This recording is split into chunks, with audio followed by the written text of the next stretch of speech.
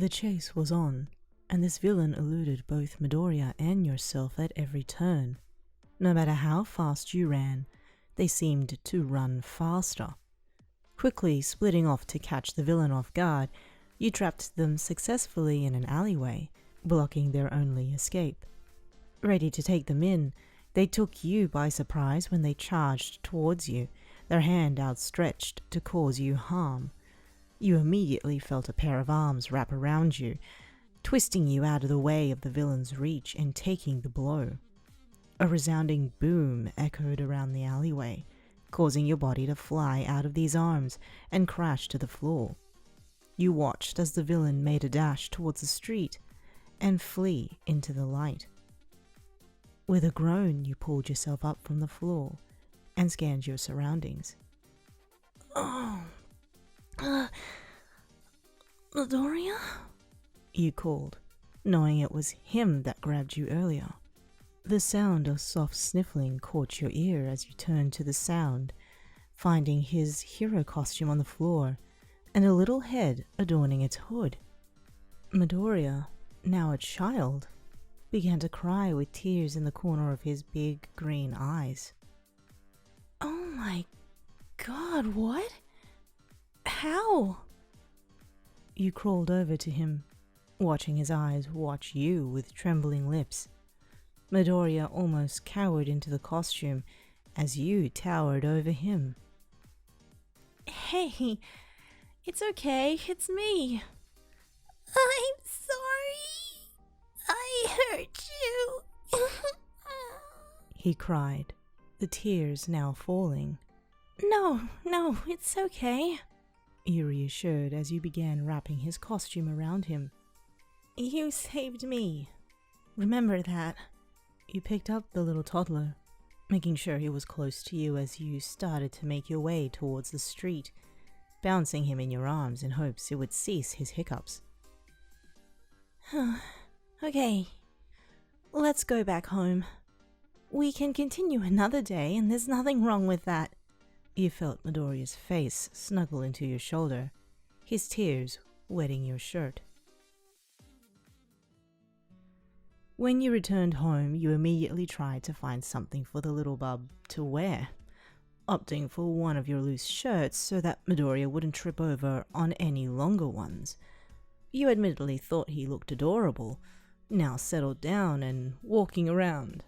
Well, following you around.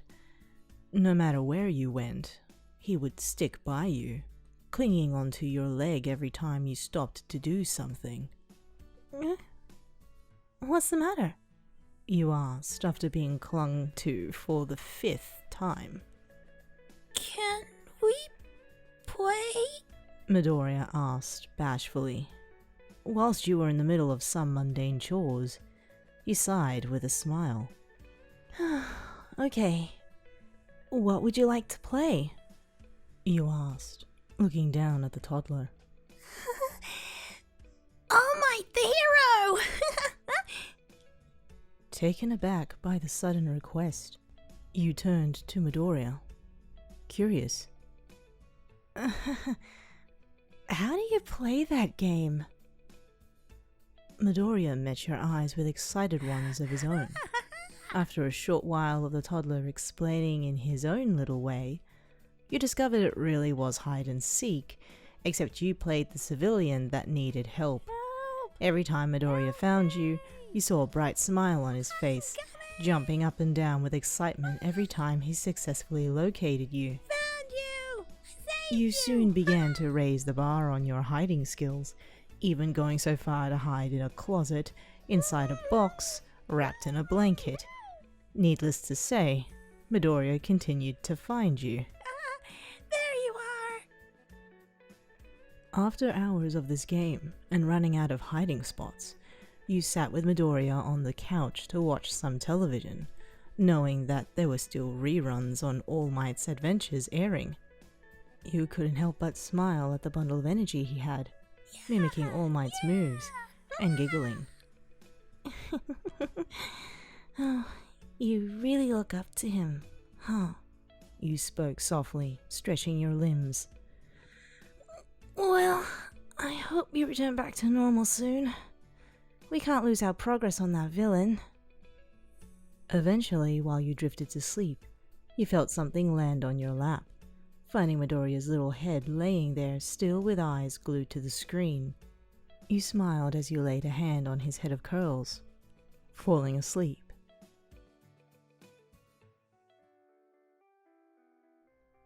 You woke up with a sore neck, your head groggy from the way you slept as you yawned.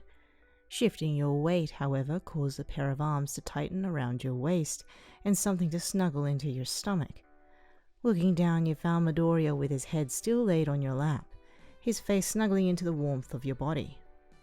You then realized he tore through the shirt he wore the day before, pieces of it scattered everywhere around the couch, but enough of the shirt to still linger on his shoulders. Waking from your stupor, you also realized that he was also unclothed. Midoriya? You spoke with a squeak, poking him in the head. He hummed in reply, comfortable where he was, while he swatted away your hand. Aren't you cold? A little, he mumbled, his hand reaching out, tapping parts of the couch as if he was searching in his sleep. There's no blanket, you bluntly stated, causing the now grown Midoriya to open his eyes. He immediately began to stutter, pushing himself away by rolling off the couch and facing away from you. I'm sorry, he exclaimed, unable to react or find a solution to his predicament. I can find clothes, His hero costume was tossed towards him and draped over his head, causing his body to perk up. He turned to find you, turned away from him as well, still sitting on the couch. You felt the heat on your cheeks, refusing to turn around to see him. I kept them close in case he turned back yesterday, you reassured. Just put them on, please. Midoriya pulled his hero costume off of his head, feeling just as embarrassed. Thanks for looking after me yesterday. You smiled to yourself before you felt a soft kiss on the back of your head. And thanks for playing with me too. Midoriya made his way to another room to change, while you still sat on the couch, clutching your cheeks. You hoped the heat would dissipate before he returned.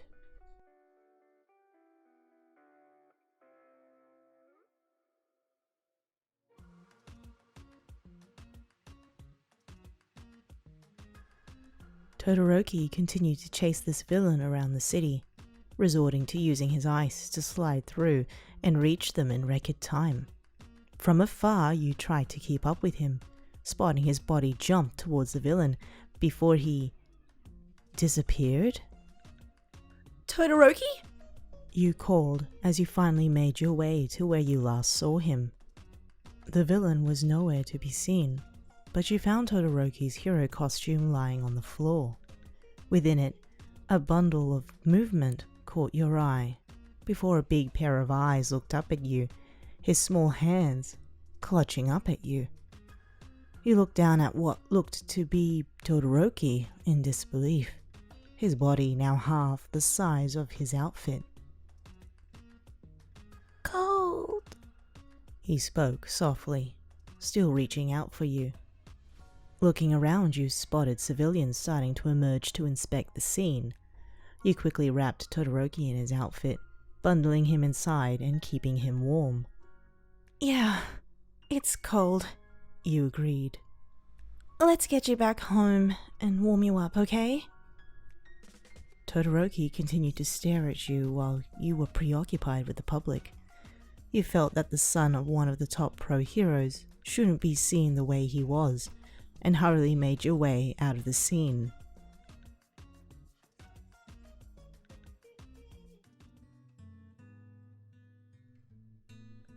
As you made your way back home, you continued to keep Todoroki close and settled him down in a large chair. You had nothing to wrap him in for his size, and continued to hold on to his outfit as a means to an end.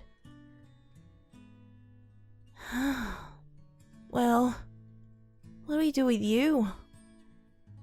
You questioned while sitting on the floor, raking your brain for any solutions to the current problem.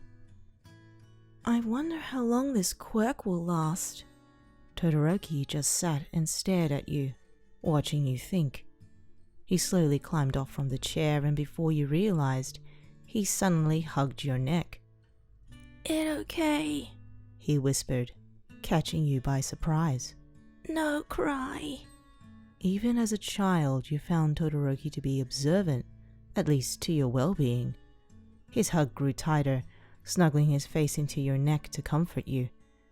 You smiled and rubbed his arm in kind. Oh, thank you.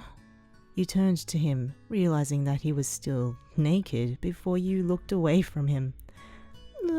Okay, let's see if we can get you into something. Huh? You stood up and had a quick look in your room, finding a large tank top you owned. It was the best thing you could find, slipping Todoroki into it and noticing that it slightly dragged on the floor. You just hoped he wouldn't run. Thank you, he spoke, again taking you by surprise. Huh. Wow. You smiled down at him, picking him up from the floor without any trouble. You're welcome.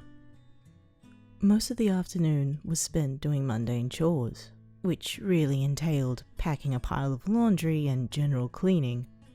All throughout, Todoroki helped you as best as he could. When folding clothes, he would slowly go step by step after you showed him once how to. While cleaning, he tried to reach into places that he couldn't, resulting in you carrying him up to finish the job. Regardless of his new age limiting his ability, you saw Todoroki's determination in being helpful to you. You couldn't help yourself but smile at the small toddler, seeing his big eyes look around curiously. When night fell, you were hesitant about the sleeping situation. At first, you thought it best for Todoroki to take the bed and you find another means to sleep. After all, you didn't know how long the effects of the quirk would last. But when you tried to leave Todoroki in your bed, you felt his hand, his small hands, grab your fingers. Could I have a bedtime story? He asked as you looked into his big eyes. You sighed, wondering what to do. You didn't have any books for his age. At least, currently. You looked to his hero costume still draped on one of your chairs before you turned to him with a slight, lopsided smile. Okay, you piped before you laid next to him in your bed. Todoroki tucked himself further into your sheets while you made yourself comfortable, turning to him inquisitively. Would you like to hear about a prince who took a leap of faith? Todoroki looked up at you, confused, yet intrigued, cooing in interest. Well, everything started with a game. The rest of the night was calm while you recounted memories between yourself and Todoroki, drizzled with a bit of imagination before you found yourself falling asleep next to him.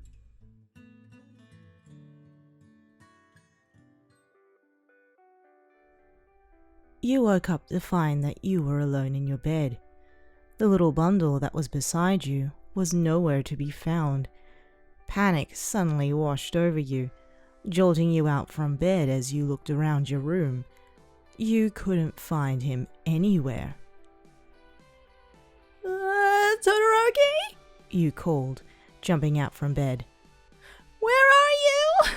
As you rushed around trying to locate the toddler, you quickly swung the bathroom door open, coming face to face with none other than Todoroki, now back to his old self.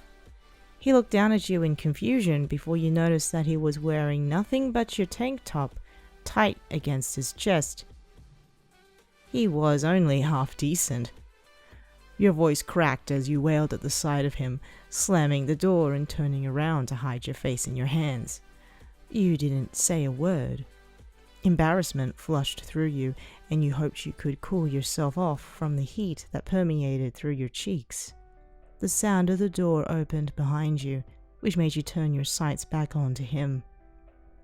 He walked out, now with a towel wrapped around his legs, yet his expression was the same, as if nothing had ever happened. There was no change except for a small smile that crept onto his lips. "Here, let me cool you off," he cooed, holding a cold palm to your cheeks. You grimaced in his touch, embarrassed, while Todoroki laid his forehead upon yours.